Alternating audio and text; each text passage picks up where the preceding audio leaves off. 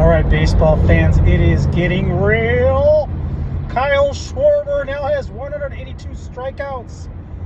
He is only 41 away from tying the all-time single-season record of Mark Reynolds, set in 2009, 10, or 11. I keep forgetting what year it was. I think it was 2009. This would be the most strikeouts ever in a season for any player, any year. And Schwarber is almost got a lock on it. He has got to get 41 more in the final, approximately. I think this is game 126 for the Phillies, so they have approximately 36 games for him to do that in. He still needs 41 to tie, 42 to break. That means he's going to have to average about 1.25 strikeouts per game, just around there. He's been averaging more than 1.5 all year, so that does not seem difficult. The challenge is if he gets injured or if they decide to sit him because they're a lock for the playoffs and they want to protect him from the record, that's where it will get dicey. But we are getting very close. 182 on August 17th. He still may have an at-bat or two tonight. Could be the 22nd time he's struck out 3 times in a row. I'm sorry, 3 times in a game. And again, he's going to be in really elite air very soon. Not many players have reached the 200 strikeout plateau. He's done it twice. He did do 197 last year. This will be his 3rd time doing it. I think that's going to tie him with the record of, I've forgotten who was the guy, maybe, I forget now. I know Dunn did it a few times, and there was one other player that's probably done it 3 times, but again, elite striking out. Worst contact hitter in the history of the game.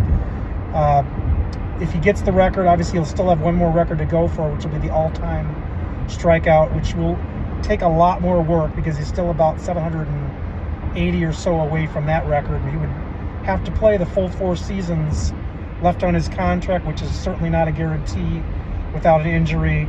Certainly they could cut him back in his playing time a lot.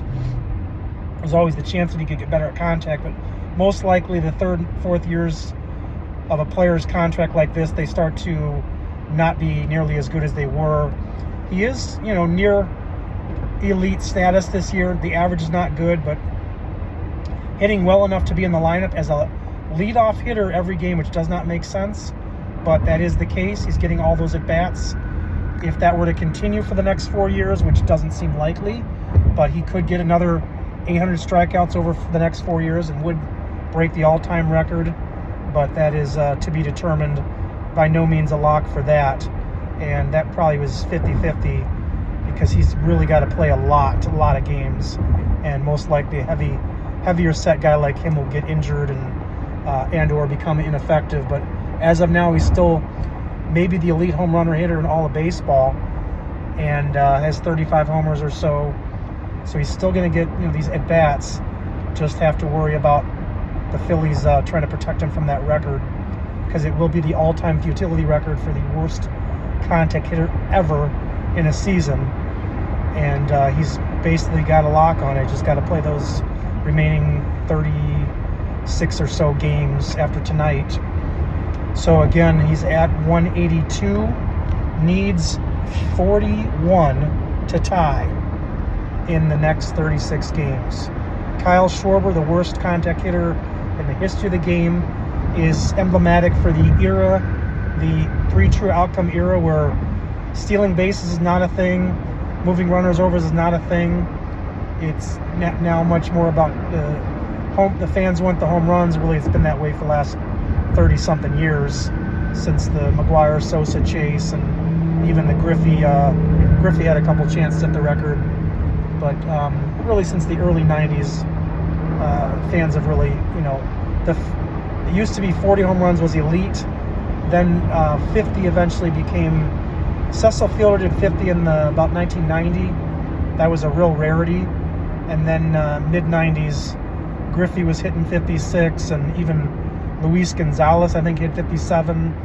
Guys like Brady Anderson hit 50. So the era completely changed to the 3 true outcome, where you have guys swinging for the fence or striking out or walking. Not a lot of hitting for average. I mean, that's the metric that used to be always the measurement of a good player, is Now it's the on-base percentage plus slugging, or OPS plus, and even on-base percentage is still a big thing, but more often it's about the power numbers of the slugging percentage being much more important. So a guy who gets a lot of doubles and homers is more important than a guy who just hits for high average, because they're hitting, getting a lot more out of each of their hits. So anyway, that is Kyle Schwarber on pace for the record. Looks like he'll obliterate it. He's on pace for about 235 or so if he plays every game, but that seems unlikely. Seems like they'll give him a rest somewhere, but still, he's above pace by 10 or 12, so it'll be really challenging, really interesting to see what they do to try to protect him for that horrendous contact record. But he's going to get past 200 almost certainly, well past 200. And we will see. We'll stay on it. Big event in baseball history coming up with the down-to-the-wire Schwarber numbers, end of the season strikeouts. Stay tuned.